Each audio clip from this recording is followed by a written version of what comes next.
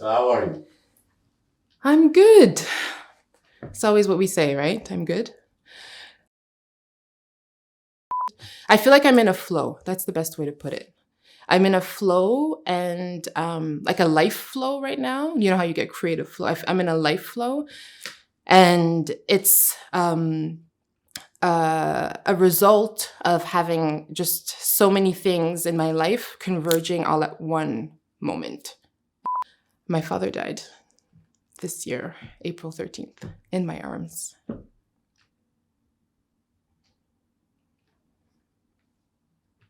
That was the moment. We knew he was leaving us and we knew at what time. So you prepare yourself for that moment, but then nobody prepares you for the after. Because as a primary caregiver, as someone who has the honor of caring for someone before they transition, you have to learn to be very selfless. And you have to remember that their death is theirs, it belongs to them. And so you have to kind of just be in service of that every day and forget your feelings, forget everything. And I think I did a good job at that.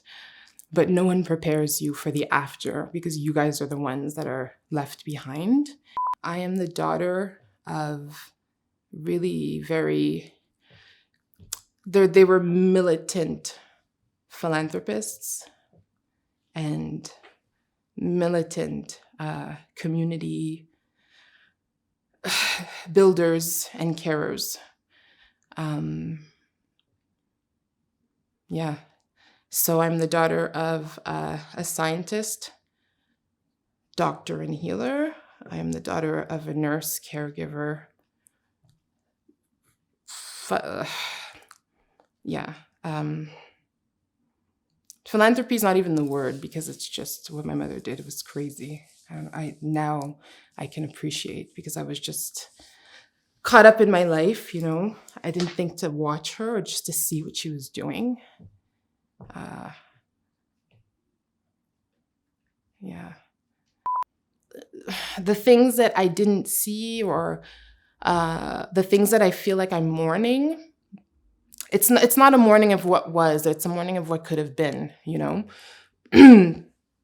Because I think that also the regrets are connected to also our circumstance. You know, there were things that were put in place that were just our reality that stopped me from having that connection with her maybe in certain ways, you know, because she had to grind. She had to grind. I have more time with my kids now. You know, I'm grinding. Everyone who knows me knows I'm grinding, but I have time with my kids. You know, we do shit together. We talk, we can relate, you know. There was no time for that back then, you know. And that's not necessarily a choice that she had. It's like a spiritual awakening. That's the only thing, because I looked into it. I was like, what is happening to me? Because it was really like a metaphysical thing that was happening. So obviously I'm trying to like understand it. And the closest thing that I found was that it's a spiritual awakening. And it's just, you're kind of awakened to yourself and things just align all of a sudden. You look at people differently. You just like feel things more, you know, like you have more sensory. Yeah. That's the best way I can explain it. You make a decision whether it serves you or not. Like it just happens because you analyze everything. And, you know, you start to shed when you know you're walking towards your purpose. That's what happens. You shed and you pivot like really quickly. You pivot, and then when you pivot, for some reason, like the universe, boom, like the right things are around you the minute you pivot. Like the right people, the right like moment, the right call, the right text, like just everything. The minute you pivot, boom, it's there already. So then you just follow the flow. obviously when you're grieving, you're not going to be hard on yourself. You're just like, I mean, but yeah, maybe I was, because I'd be like in bed, like sunny day, like activity. Thank God for my husband, because he like understood that he just had to let me like, just like, yeah, he had to let me fall, because it was like a grief that he knew he couldn't even like help. So he's like, I'm just going to be in service, and I'm going to just be in service to her. And that's really what he did. But yeah, even in that grief, I was like, really should be out of bed. Like, it's a sunny day. Like, the kids probably want to see me. And like, I have to like put the condo on the market, and it's been empty for 6 months. And like every month is a loss, but like, I don't want to do this, and I don't want to do that. But so the guilt, right? So I was just, every day I felt guilty, but I just was in bed for 2 months, because again, it was connected to what I said about no one preparing you for the feelings after. Yeah. So even in the grief, I was hard on myself. And then, as I start to like decide I'm going to join like kind of the world of the living, especially after the funeral, I haven't been hard on myself. I've been like catching myself now because of that. Since the transformation, I understand why I did certain things the way I did in the past, or why I would react certain ways. So like I have more of an inner knowing. So I'm not hard on myself. I just catch myself. And luckily I have the right people around me that help me do that. Sometimes they like text me, or they like hold me accountable, or they're like, hey, or they catch me, So I feel like because they're catching me, I can like catch myself in those situations. I'm a very all or nothing type of person. I always have been. So I'm either like running and like going, like I'm like, because I was a former athlete, like once you played like sports at a somewhat of a high level, you just need like whatever the habit was. So it's like all or nothing. And then after, if it's nothing, I feel like I'm a failure. I'm like, why am I like this? So I'd always have like these ups and downs, but like in everything. And so I feel like now, from habits to people and places, I have the tools in place, so I'm putting tools in place, and luckily I'm surrounded by the right people who all of us magically have the tools I needed all along. So I'm just, like being very receptive to accepting the help, and it's like magical. I'm working with a change doula, and this person is incredible. I am actually in love with this person, and I think that they know that. And I think that they're in love with me. So a change doula is exactly what is the word doula, right? So when my father was dying, we hired a death doula because, he was a holistic doctor. He understood that life is holistic. It's everything. There's no separations. Modern medicine tries to separate the body and this and that. And they, great stuff in certain things, in certain aspects, but you have to see individuals as full beings.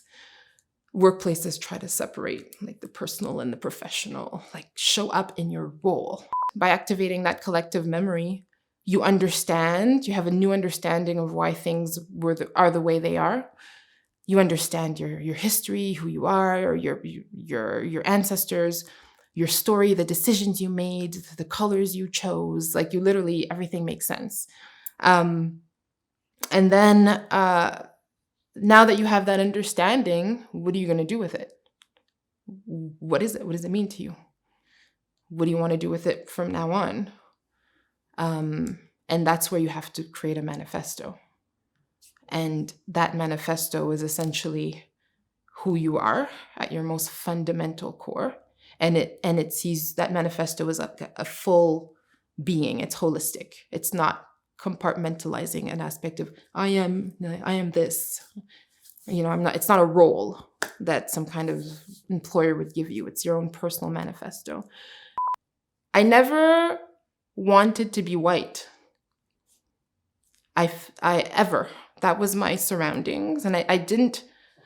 My experience was very different. Everyone has a different experience when you are, everyone else is not like you. And I didn't consciously want to accommodate, let me use Legault's word, them. I just wanted to be me. Oh, I mean, I don't even know how to, it's hard to articulate, but you know, if you have a Black woman in your life, you're experiencing severe, intense love and rage. And it manifests in different ways on different days. But it also,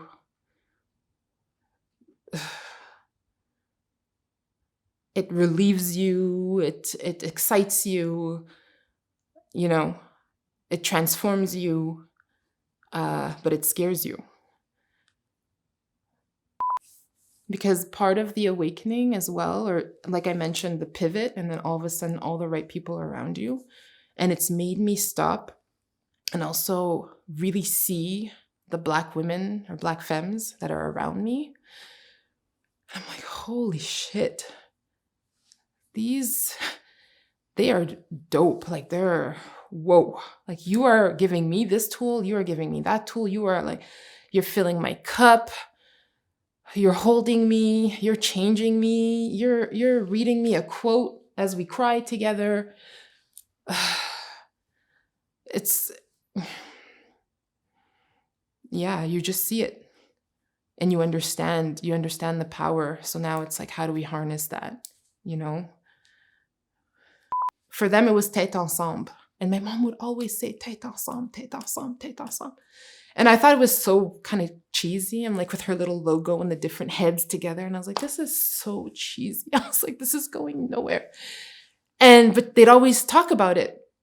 But then all of a sudden, you know, when you have that awakening, you realize like, wow, this is what she saw it. It was the together. That's why she always would manage to connect. She'd know people at the right place.